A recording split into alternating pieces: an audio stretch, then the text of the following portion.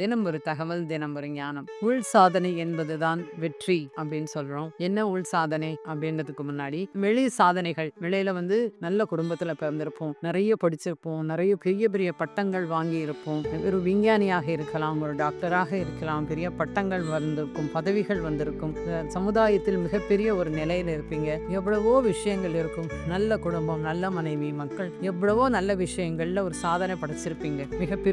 பெரிய கிரிக்கெட் வீரராக இருக்கலாம், சிறந்த பாடகனாக இருக்கலாம், எவ்வளவோ விஷயங்கள் இருக்கு. மிகப்பெரிய ஒரு ஆசிரியராக இருக்கலாம், வக்கீலாக இருக்கலாம். எல்லாமே எப்படி கிடைச்சதுன்னா நீ ஒரு சாதனை, வெளியில் சாதனை செய்ததால். அது வெற்றியான ஓகே, வெற்றிதான். உலகாய விஷயங்களில் தேவை அது எல்லாமே. ஆனால் எவ்வளவு பெரிய சாதனையாளர்கிட்ட கேட்டு பாருங்க, நீங்க ஒரு சிலர்கிட்ட நீங்க அமைதியா இருக்கீங்களா, எப்படி இருக்கீங்க அப்படின்னு சொன்னா ஏதோ இருக்கேன், மனசு அமைதியாவே இல்லைம்பாங்க. அப்பொழுது வெற்றி எங்கிருக்கிறதுனா உள் சாதனையில். அந்த உள் சாதனைனா என்ன பண்ணணும்? எவ்வளவு வெற்றிகள் வந்தாலும் ஏன் சந்தோஷம் இல்லாமல் இருக்கிறோம்? இதை நம்ம செக் பண்ணிக்கணும். கண்டிப்பா எவ்வளோ இருக்கு, வாழ தேவையான அத்தனை விஷயங்களும் இருக்கு, ஆனால் ஏன் அமைதி இல்லை உனக்குன்னா நீ எதை தேடுகிறாய் அப்படின்னு ஒரு வேணும். அப்போ உனக்காக நீ என்ன பண்ற?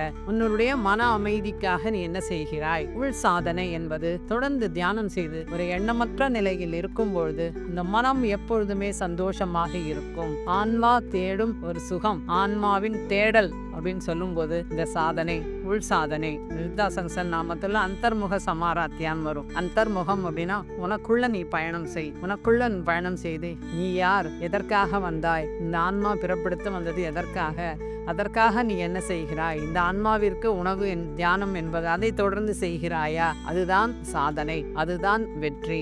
உள் சாதனை என்பதுதான் வெற்றி. உள் சாதனை செய்து வெற்றி அடைய வேண்டுமானால் தொடர்ந்து தியானம் செய்ய வேண்டும். அப்பொழுது என்னன்னு கேட்டா ஒரு துக்கம் இருக்காது, ஒரு பயம் இருக்காது, எப்பொழுதுமே சந்தோஷமாக இருக்கலாம். உள் அமைதி மிக மிக முக்கியம். அதற்கு தியான சாதனை தொடர்ந்து செய்வோம். நன்றி.